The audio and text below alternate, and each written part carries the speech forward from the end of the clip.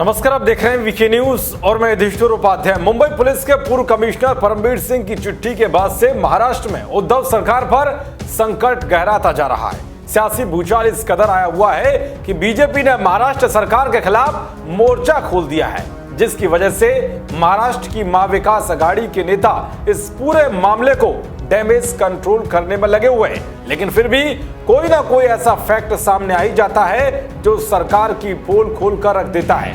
अनिल देशमुख के इस्तीफे की मांग के बीच एनसीपी प्रमुख शरद पवार ने सोमवार को प्रेस कॉन्फ्रेंस कर अपनी बात रखी और गृह मंत्री अनिल देशमुख का बचाव किया। लेकिन शरद पवार खुद के दावे पर बुरी तरह से घिर गए और ये सब अनिल देशमुख के वीडियो से हुआ है। दरअसल शरद पवार ने प्रेस कॉन्फ्रेंस के दौरान दावा किया कि अनिल देशमुख और सचिन वाजे के बीच बातचीत के आरोप गलत हैं, क्योंकि फरवरी महीने में देशमुख अस्पताल में भर्ती थे।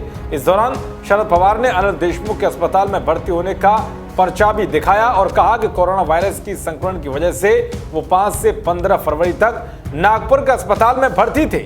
इसके बाद 16 फरवरी से 27 फरवरी तक वो होम आइसोलेशन में थे।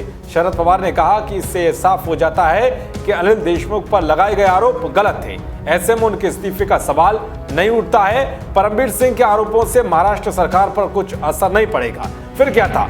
शरद पवार के प्रेस कॉन्फ्रेंस के बाद बीजेपी ने उनके दावे को झूठा बताया और बीजेपी आईटी सेल के राष्ट्रीय संयोजक अमित मालवीय ने दावों पर सवाल उठाए। उन्होंने अनिल देशमुख का एक वीडियो रिट्वीट किया जिसमें वो प्रेस कॉन्फ्रेंस कर रहे हैं। अमित मालवीय ने आरोप लगाया कि शरद पवार का दावा है कि अनिल देशमुख 5 से 15 फरवरी से अस्पताल में और 16-27 फरवरी को होम आइसोलेशन में थे, लेकिन अनिल देशमुख 15 फरवरी को प्रेस कॉन्फ्रेंस कर रहे थे। इसके अलावा 18 फरवरी 2021 का अनिल देशमुख का एक और ट्वीट सामने आया है जिसमें उनकी पत्नी आरती देशमुख कई लोगों से घिरी हुई दिख रही हैं। अनिल देशमुख ने इस ट्वीट में दावा किया है कि वे और उनकी पत्नी ने एक दुखद एक्सीडेंट में मृत पुलिस अधिकारी संजय नरवणे को श्रद्धांजलि दी।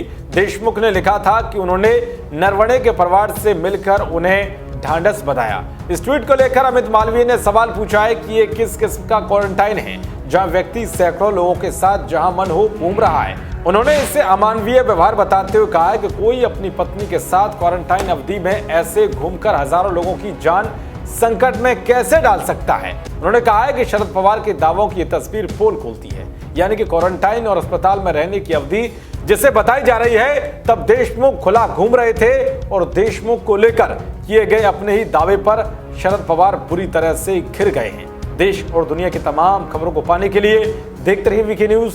नमस्कार।